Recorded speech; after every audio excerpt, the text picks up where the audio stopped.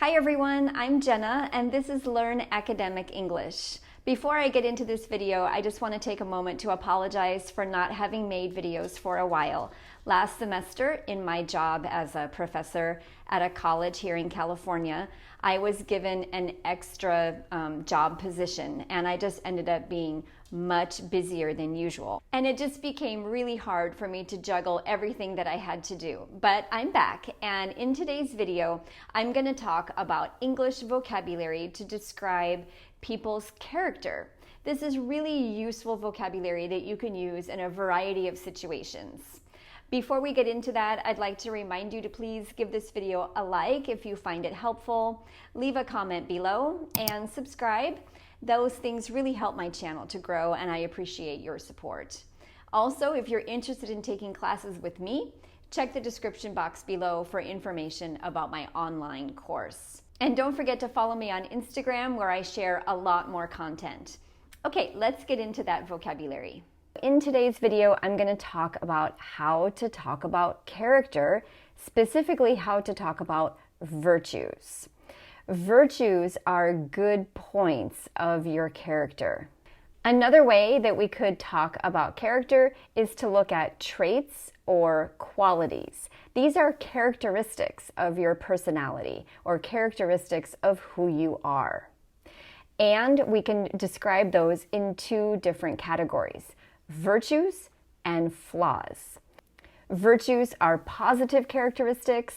These are positive qualities that you have, and flaws are weaknesses or negative characteristics. So today we're going to focus on virtues. And the first virtue is compassion. The definition is the ability to understand and share the feelings of others, and to respond with kindness and support. Compassion. Compassion is the noun.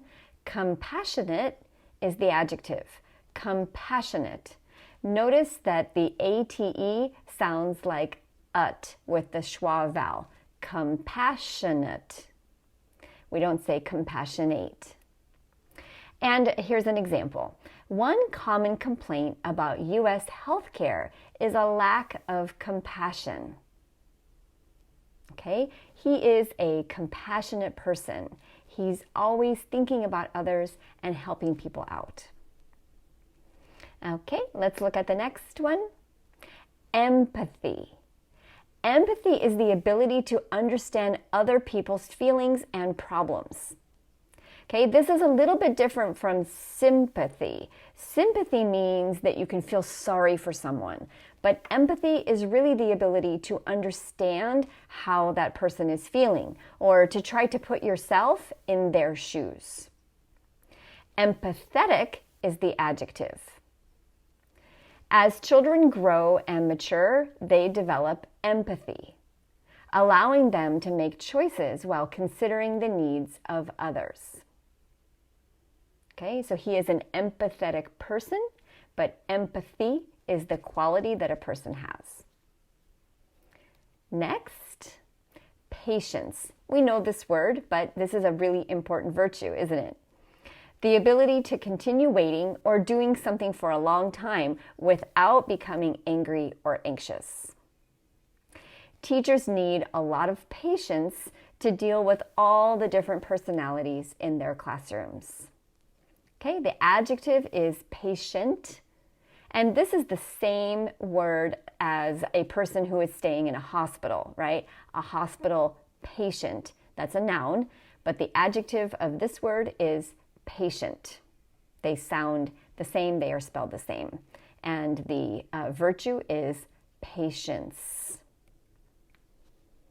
Creativity. Creativity. The ability to use your imagination to produce new ideas or things, to solve problems, etc. Creative is the adjective. She is a creative person. She has creativity. When education focuses too much on rote learning, students lack creativity to develop unique solutions to problems. Okay, a couple things here. First of all, do you know what rote learning means? Rote learning is like memorizing when we learn, just memorizing and showing that information on tests. Rote learning. Creativity is different. Creativity means that you can use your ideas to create solutions to problems or to create projects, to do other creative work. Now, a lot of people focus on the meaning of creativity in an artistic way, right? They think about a creative person as being good at art or imagination. But creativity is more than that. It's also the ability to see a new situation and use your creativity or your imagination to think of solutions or approaches. Okay? Next, we have integrity. Integrity is the quality of being honest and having strong moral principles. We talk about this word a lot when we talk about ethics. People who have ethics have integrity. She was known for her integrity. She kept her word and treated everyone fairly. A leader who lacks integrity is dangerous for the country. Okay? Next, resilience. Resilience. Notice that the S here sounds like a Z. Resilience. The capacity to recover quickly from difficulties. Toughness. The adjective is resilient. Despite facing many setbacks, his resilience helped him succeed in the end. Okay? He had a lot of challenges, but he kept going. Resilience. We often say that children are resilient because children have to face a lot of different situations that are new for them, but they keep going. Okay, next we have perseverance. Perseverance. This comes from the verb to persevere. Perseverance is steadfastness. What is steadfastness? It's the ability to keep going. You keep your eye on the goal and you keep going. Steadfastness in doing things despite difficulty or delay in achieving success. Her perseverance through years of challenging studies eventually earned her a PhD. Okay, she didn't give up. She kept going. Now, what's the difference between perseverance and resilience? They are actually quite similar.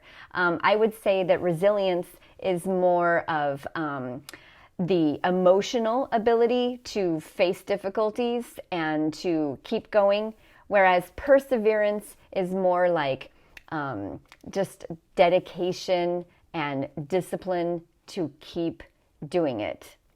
All right, next, humility. Humility. Humility is a modest or low view of one's importance. The adjective is humble. Humble. Okay, so this means that you don't brag, that you don't show off, that you don't try to show people how great you are. Instead, you keep a modest view of yourself. And this is considered a positive trait by most people.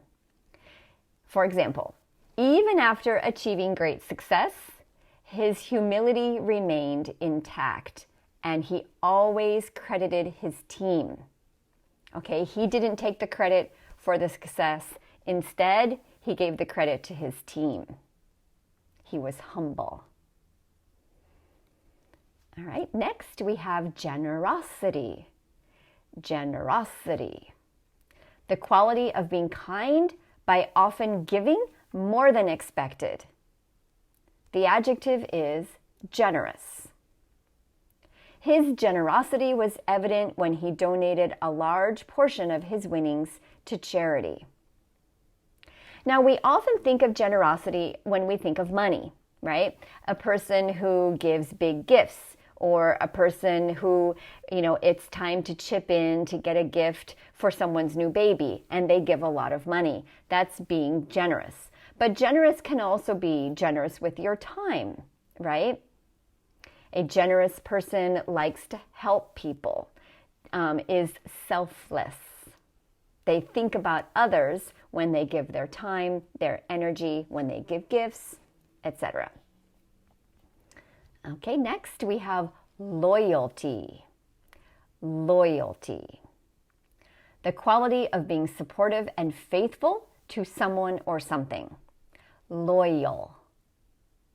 Despite an array of challenges, his loyalty to his company was unbreakable. He was loyal to his company. You can be loyal to your family, loyal to your parents, loyal to your partner, loyal to your pets.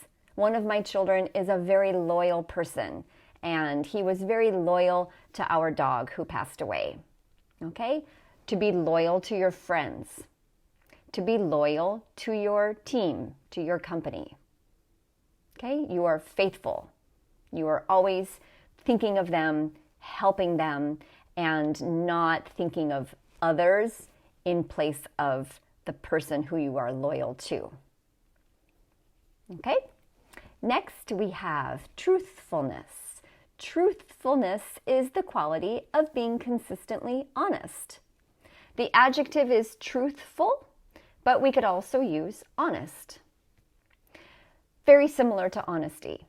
The witness was chosen for her truthfulness to ensure justice was served in the trial. Okay, she was a truthful or honest person. Okay, and the last one is discipline. Discipline. Discipline is the ability to control your own behavior so that you do what you are expected to do. Disciplined is the adjective that we can use for the person. Okay, so for example, to take online classes, you need a lot of discipline. She is a disciplined person. See the picture? She is getting ready to run. She runs 3 times a week. She's very disciplined. For example, working from home requires a good deal of discipline. Don't you think? If we don't have discipline, we end up watching TV or scrolling on our phones or taking a nap. No, we have to have discipline. We have to get our things done. Okay, so we had 12 words that we saw today. We have virtues like discipline, truthfulness, compassion, generosity, patience, perseverance, resilience, humility. Now, let's practice with those. The first practice is, what virtues are especially needed in the following occupations? So how about for a teacher? What virtues does a teacher need? A teacher needs patience for sure, right? How about compassion? What other virtues might a teacher need to have? You can think of others that I didn't present today as well, like knowledge or intelligence. How about a doctor? A politician. A politician should have integrity. What other virtues does a politician need? And an artist. What virtues does an artist need to have? Creativity is one of them. So I just wanted to mention that when I teach the class online, it's called Speak Up, and we have 5 classes a week with different teachers. I teach the advanced class. Now, when I teach my students things like this, we work in groups to practice the vocabulary that we have learned. I answer questions, so some people might have questions about the pronunciation of a word, or what's the difference between 2 different words? Or can you give me another example of compassion? Can you use the word resilience in another sentence? And then I ask them to work with 1 or 2 other students to practice some discussion questions. And they usually talk for a long time because they love to practice their speaking. Okay, let's try one more practice to help you learn this vocabulary in context. What are some of your good qualities or your virtues? Okay, so let me know your answer in the comments. So I hope you enjoyed learning this vocabulary. If you would like to practice, check the description box below for a couple of questions that you can use to leave a comment and practice below. I hope to see you back here again very soon.